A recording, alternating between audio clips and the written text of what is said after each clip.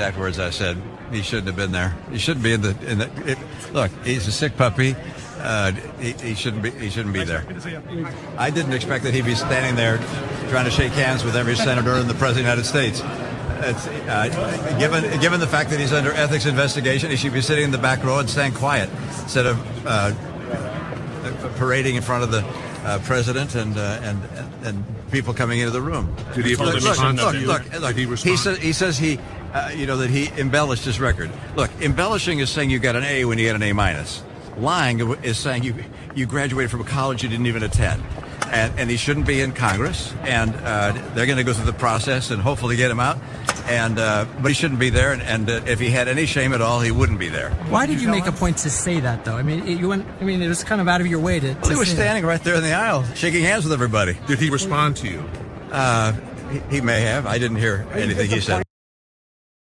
Mitt Romney surrounded by media after he had a bit of an interaction there, tense one, with George Santos, aka 17 other things. He's talking about he's a sick puppy. Well, maybe Santos can raise a little bit of money for his sick puppiness. He's done that before, as we already know.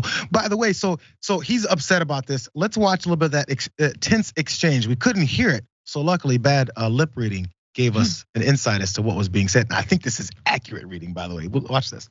You ought to be embarrassed. Yeah, sure. You ought to be embarrassed. I'm You ought to be embarrassed. How are you? You ought to be embarrassed, son. Sure, You got man. me? Well, that's your opinion. You're an ass. Yeah, you're very formal. Quite a gentleman, aren't you?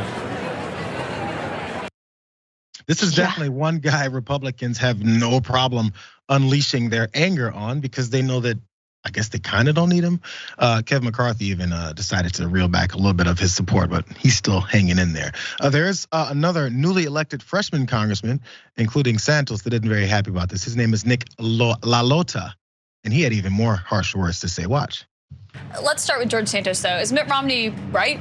Mitt Romney is right on this one. I've been clear on George Santos for months now. He does not deserve to be in Congress. He's lied time and again. He's shown no remorse. He's broken the public trust. This is an institution that should be filled with folks who have strong ideologies, who want to fight for those ideologies, who want to get results. He's all about the rhetoric. He's all about the drama. And he's fallen far below the standard that we all should hold ourselves to. Romney was saying basically he shouldn't have been standing so close to the aisle that the president walks down, cabinet members, Supreme Court justices. He should have just quietly sat at the back of the room. Do you agree? He's a sociopath, George Santos. He looks for that attention. Even the negative attention drives him. It's become an embarrassment and a distraction to the Republicans in the House. And every time I have to come to something like this and talk about George Santos, I can't talk about what Republicans ought to be doing instead. Don't they know that you're not supposed to start making yourself a sideshow with a white balloon as you walk into the State of the Union until you've been in Congress at least one term? Come on, bro. Get it straight. Get it together. But lastly, Santos here did have some words on Twitter, back and forth, not back and forth, just towards Mitt Romney. It took him a couple of seconds to get to it, a couple edits to get to. But he said, "Hey, Mitt Romney, you will never president." Oh, I'm sorry. That was a mistake. Underneath, he went, "Hey, Mitt Romney," as if he didn't just put that in. Just a reminder that you will never be president. Oh, better. Okay, we got it. Good job.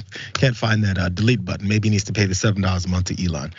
So as this fight just continues to grow, we've got fights all over the place amongst Republicans. Wait until the elections and the primaries start. It's gonna get great, Francesca. Oh my God. Come on, Santos. You can secret your way into the White House. You can do this. Give Trump a run for his money. Just go. I love that this is the line that Republicans have put down for themselves. I mean, barely, right? Like, oh, George Santos is all about rhetoric. Like, what? I know he is. I mean, he's a liar, but I don't think he's the biggest grandstander you got. Do you? No, not at all. And like, a little bit like I have sympathy for someone like Mitt Romney. You know, it's like, yes, we know he voted to impeach the president, the former president, Donald Trump. He's got like some lines there, but he's also sitting among basically coup plotters and insurrectionists, aiders and abettors. But George Santos is his line, and it kind of does check out. It really does debase the entire Congress that George Santos is still there.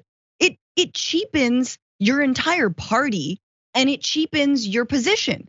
But hey, since when are Republicans to turn their nose up at something cheap? Look at who they elected president last time. It all kind of checks out, and I keep making these comparisons. Imagine a number of much less, I guess, important jobs, considering you're representing the American people and you're legislating and creating laws where you can lie on your resume to this degree and then keep your job as soon as your boss finds out. Imagine any job you guys have out there. Accountant. I like going to accountant when it's something that's more important, but fast food work even. So say you're an accountant and you're working for this great firm, and then you're doing people's taxes even, and they find out you don't know anything about it. In fact, you lied your whole way through it. Didn't go to the college you said. Would you think your clients would say, well, he's there now, so what can we do about it? Bruh. I mean, Jayar, look at the job though, right? Marjorie Taylor Greene is getting paid $174,000 a year to carry a balloon through the halls of Congress. Does she even want to be on the committees that she's been appointed to? No. She wants to do CrossFit and get balloons.